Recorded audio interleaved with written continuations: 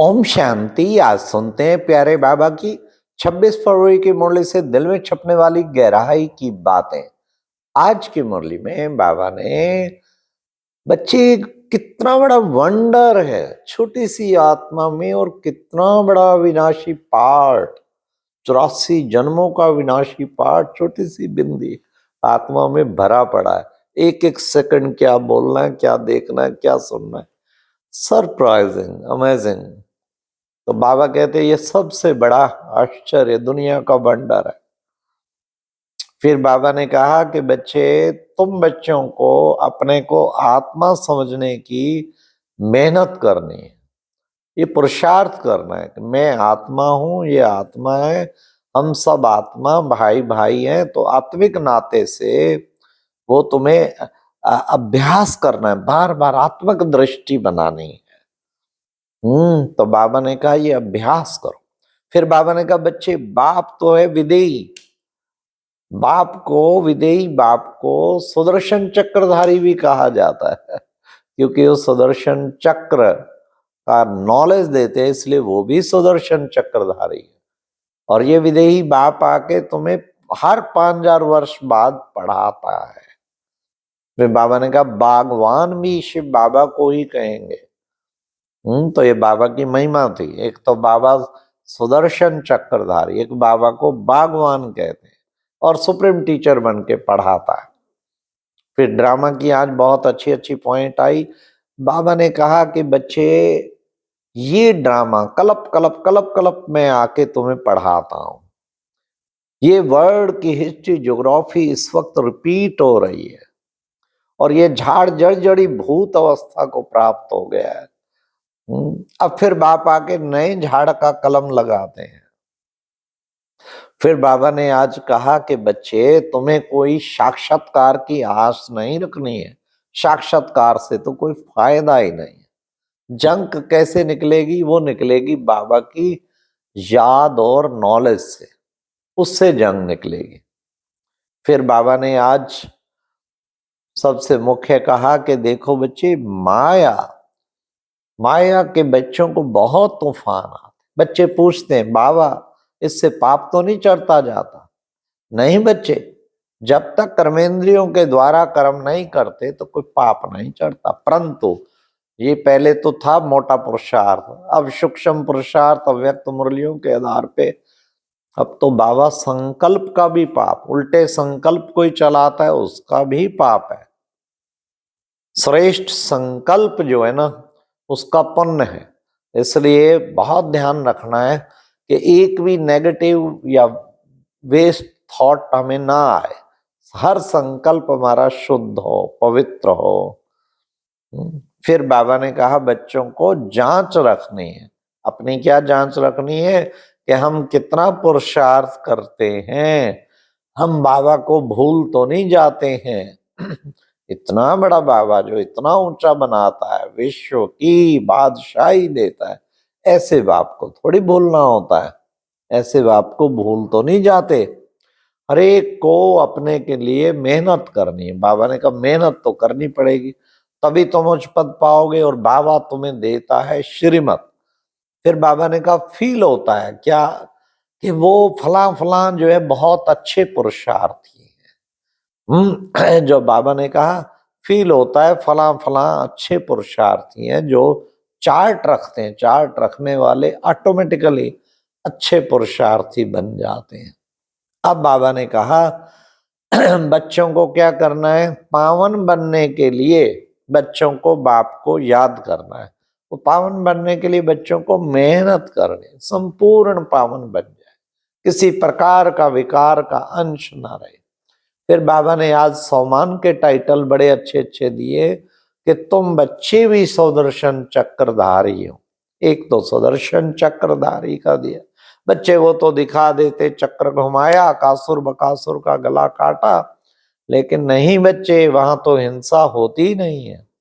इसलिए फिर बाबा ने कहा अभी तुम बच्चे पुण्य आत्मा बन रहे हो। सारा दिन पुण्य कमाई जमा करते रहो, अनेक आत्माओं को बाबा की तरफ लगाते रहो, तो क्या बन गए? पुण्य आत्मा। अभी तुम पुण्य आत्मा बन रहे हो।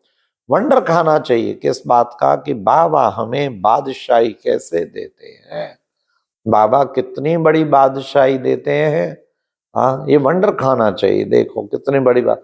बाबा ने कहा गाते भी हैं, क्या गाते हैं, बताया कि देखो बच्चे, नंगे आए थे नंगे जाना, अर्थात बिना शरीर के, इस शरीर रूपी वस्त्र के बिना हम आत्मा बन के आए थे और आत्मा बन के जाना है।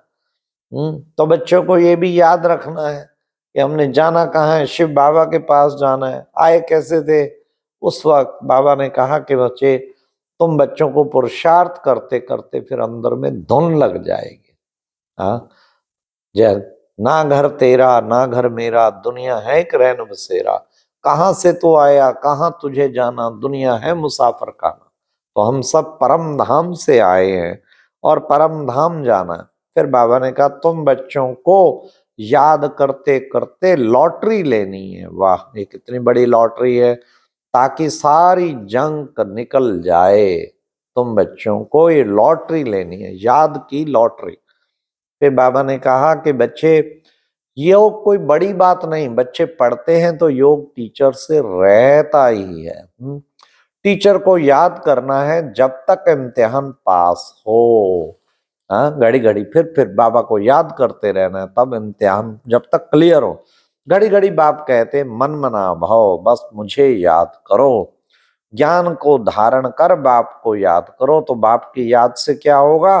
विक्रम विनाश हो जाएंगे। जन्म जन्मांतर का जो पापों का बोझा चढ़ा है ना, उसके विक्रम विनाश हो जाएंगे। याद करते करते कर्मातीत अवस्था को पा लेंगे।